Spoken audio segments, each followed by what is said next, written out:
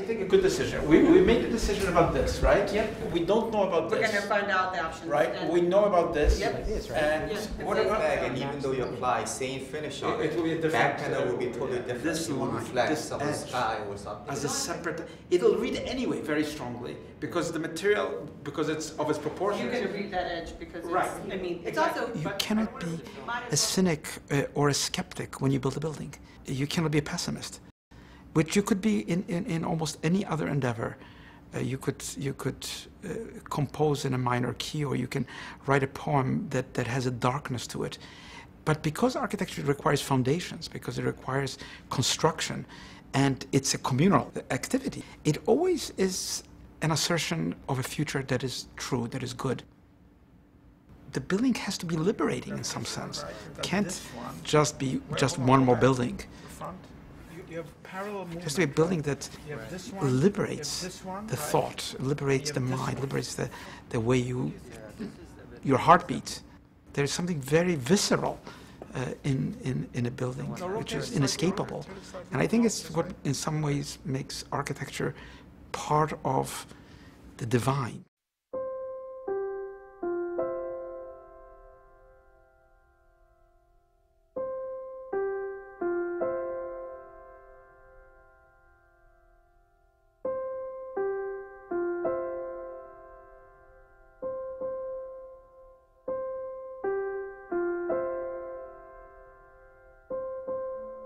Every project brings its own sort of a new world, literally, a new sky, a new set of people, a new idea. So it's true that no matter how small or how large a project, each one of these things is sort of a wonder, a world of wonder. And each one, poses its own questions to you. How should it be? Where should it be?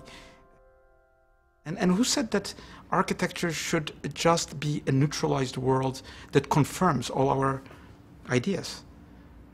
I think, like anything else, a good piece of a good building, whether it's old or new, is something that propels your consciousness and your body into an awareness, not only about the stable, the fixed, the present, but also what is absent, what is not there, what you long for, what is desired. It's about a movement, which is not only obviously a physical movement, but also an emotional, a philosophical, a conceptual movement of the spirit.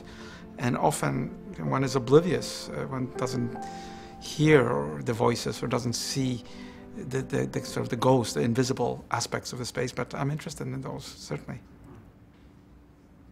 There's so much more than meets the eye in any building, which has to be thought about, because partly buildings are just everyday objects. They're part of life. Not like a pair of shoes or something, or a spoon or a knife. But on the other hand, they are also objects of reflection. They reflect light. They bring light to the world. They literally illuminate one's life. There is so much that goes into architecture because there's so much that goes into what we take for granted. And architecture is both what we take for granted. And what do we take for granted? We take the everyday, but we also take for granted the dreams that we have. We take for granted the aspirations, the ideals, the others. Sometimes you start, you don't know where it's going to lead you. And then after a while, you might kind of discover that it's not nonsense, that it's something that you've been thinking about. And I really believe that architecture comes from a drawing. It's just that gesture, which is not just the hand. It's the mind, it's the intuition. It's kind of the connections. I don't know. It's all about balance. Thank you. No, it's a pleasure. Like that. If you need it back. No. What did I do with that idea? It's an element. Call him and... In the end, it's what is the real meaning of this story that space will tell? How will it carry people into a world that is good? And that's sort of the creative search, the quest.